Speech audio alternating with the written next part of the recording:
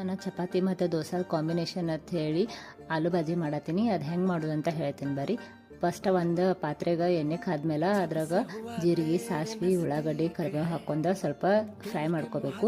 ಆಮೇಲೆ ಹಸಿಮೆಣ್ಸಿನ್ಕಾಯಿ, ಟೊಮೆಟೊ ಹಾಕ್ಕೋಬೇಕು. ಆಮೇಲೆ ಅದಾಗ ಟೊಮೆಟೊ ಜಲ್ದಿ ಕರಗ್ಲತ್ತ ಹೇಳಿ ಉಪ್ಪು ಹಾಕ್ಕೊಳತ್ತೀನಿ. ಆಮೇಲೆ ಒಂದು ಸ್ಪೂನಷ್ಟು ಅರಿಶಿನ ಹಾಕ್ಕೊಳತ್ತೀನಿ. ಅರಿಶಿನ ಹಾಕ್ಕೊಂಡು ಅದು ಸ್ವಲ್ಪ ತಿರುವಾಡನ್ನು ಕುದಿಸಿ ಸ್ಮ್ಯಾಶ್ ಮಾಡಿಟ್ಟಿನಿ ಬಟಾಟಿ ಅದನ್ನ ಹಾಕ್ಕೊಂಡು ಸ್ವಲ್ಪ ಫ್ರೈ ಮಾಡ್ಕೋಬೇಕು. ಅದಾದಮೇಲೆ ಒಂದು ಅರ್ಧ ಗ್ಲಾಸ್ ಅಷ್ಟು ನೀರು ಹಾಕ್ಕೊಳತ್ತೀನಿ. ಜಾಸ್ತಿ ಹಾಕ್ಕೊಂಡ್ರೆ ಮತ್ತು ಭಾಳ ತೆಳ್ಳಗಾಗ್ತೈತಿ, ಅದಕ್ಕೆ ಜರಾನ ಹಾಕ್ಕೊಳತ್ತೀನಿ. ಹಾಕ್ಕೊಂಡು ಒಂದು ಪ್ಲೇಟ್ ಮುಚ್ಚಿಬಿಡೋದು. ಒಂದು 2 ನಿಮಿಷ ಚೆಂದಂಗೆ ಕುದಿತೈತಿ. 2 ನಿಮಿಷ ಆಗನ ತೆಗೆದು ಚೆಂದಂಗೆ ಕುದಿರ್ತೈತಿ ಮತ್ತು ಸಾಫ್ಟ್ನೂ ಆಗಿರ್ತೈತಿ. ಯಾರು ಬೇಕಂದ್ರೆ ನೀರು ಹಾಕ್ಕೋಬೋದು, ಇಲ್ಲಾಂದ್ರೆ ಹಂಗನೂ ಮಾಡ್ತಾರೋ.